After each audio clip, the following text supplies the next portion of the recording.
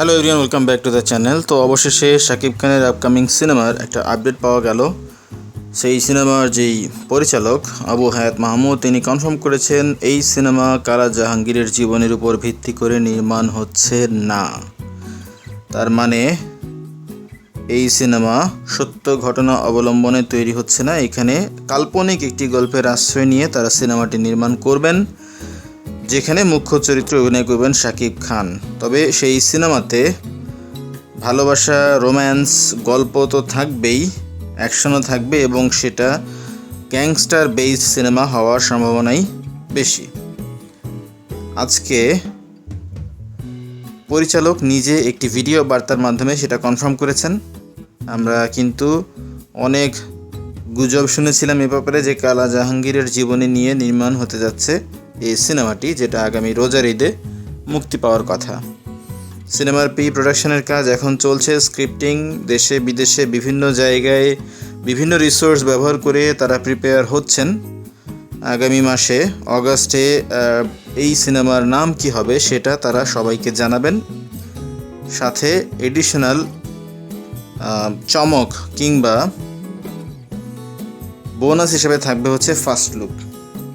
শাকিব খান বর্তমানে আমেরিকায় আছেন তার নিজস্ব ব্যক্তিগত কাজে।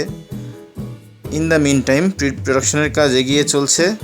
হয়তো অগস্ট মাসেই এই সিনেমাটি শুটিং শুরু হয়ে যাবে।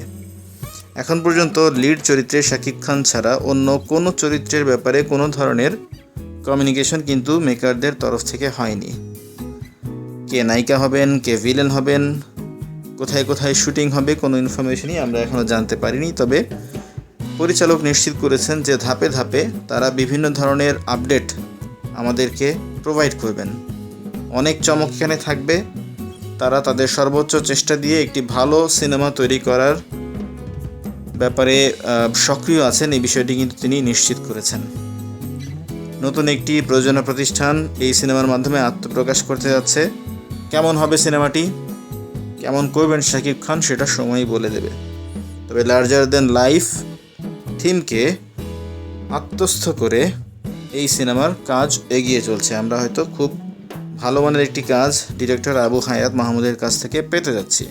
আর শাকিব খানের রিসেন্ট মুভির যে ট্রেন্ড, তিনি ভালো গল্প না হলে, ভালো এক্সিকিউশন না হলে সেখানে কিন্তু কাজ করেন না। যেহেতু তিনি এই গল্পে রাজি হয়েছেন, অ্যাগ্রিমেন্টে চলে গেছেন, অবশ্যই ভালো কোনো কাজই আসতে যাচ্ছে।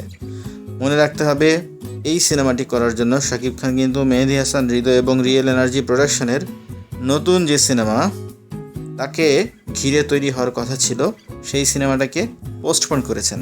তার মানে he preferred this movie than real energy production. So definitely ভালো কোনো কাজই আসতে যাচ্ছে। সো এই বিষয়ে আপনার কি মতামত অবশ্যই আমাদের কমেন্ট বক্সে জানাবেন। আমাদের ভিডিও ভালো লাগলে লাইক করবেন, শেয়ার করবেন। আমাদের চ্যানেল যদি নতুন হয়ে থাকেন অবশ্যই সাবস্ক্রাইব করবেন। কথা হবে পরবর্তীতে অন্য কোনো ভিডিওতে। সেই পর্যন্ত ভালো থাকবেন।